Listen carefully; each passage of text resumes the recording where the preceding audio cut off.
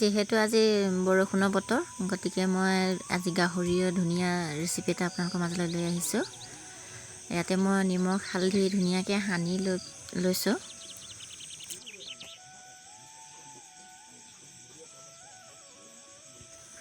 আৰু লগতে আছে ইয়াত মই বিলাহী দুটা লৈছোঁ, পিঁয়াজ এটা আৰু আলু দুটা, পকা জলকীয়া 4টা লৈছোঁ আৰু লগত আছে মিট মছলা আৰু ৰেড চিলি এপেকেট। গতিকে এইটোৱে হৈছে আজি আমাৰ গাহৰি মাংস ধুনীয়া এটা ৰেচিপি। আপোনালোকে মোৰ ভিডিঅ' চাই থাকক। যদি ভিডিঅ'টো চাই ভাল লাগে আপোনালোকে মোক লাইক কৰিব, শ্বেয়াৰ কৰিব, কমেণ্ট কৰিব আৰু লগতে ছাবস্ক্ৰাইব কৰিব। আৰু আমাৰ লগতে কেৰাহী গৰম হৈ গ'ল, মই মিঠাতেলটো দি দিছোঁ। কেৰাহীত তেল গৰম হৈ গ'ল, লগতে মই জলকীয়া কেইটা দি দিছোঁ আৰু আছে মই ইয়াৰ লগতে এইটো তেজপাত দিছোঁ। অকণমান লৰাই দিছোঁ, লৰাই কৰি মই আকৌ পিঁয়াজটো দি দিছোঁ। পিঁয়াজটো লৰাই অকণমান ৰঙচুৱা হ'বলৈ দিছোঁ।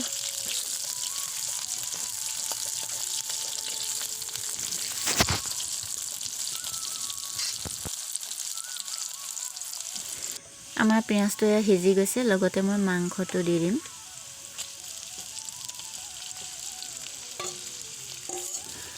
এয়া মই মাংসটো দি দিলোঁ। মাংসটো দি অকণমান লৰাই থাকিব লাগিব।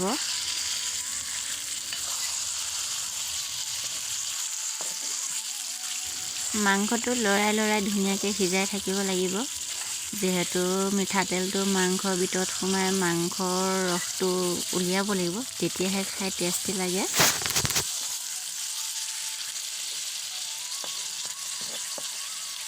অকণমান সময় এতিয়া আমি ঢাকনিয়ে ঢাকি ৰাখিব লাগিব। ঢাকনখন দি দিছোঁ।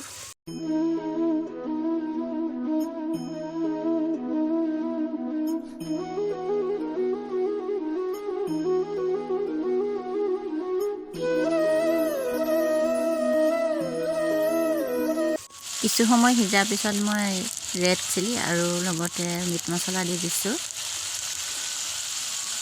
এতিয়া লৰাই দিব লাগিব, যিহেতু মছলাখিনি মাংসত ধুনীয়াকৈ সোমাব লাগিব। মই লৰাই দিম অকণমান। মাংসৰ ৰংটো আহিছে বাৰু, অকণমান দেখিবলৈ ধুনীয়াই লাগিছে, খায়ো ভাল লাগিব চাগে। নহয়, লাগিবই।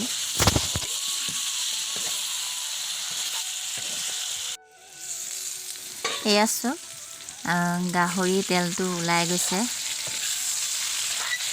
অকণমান লৰাই দি আলুটো মই ইয়াতে দি দিম।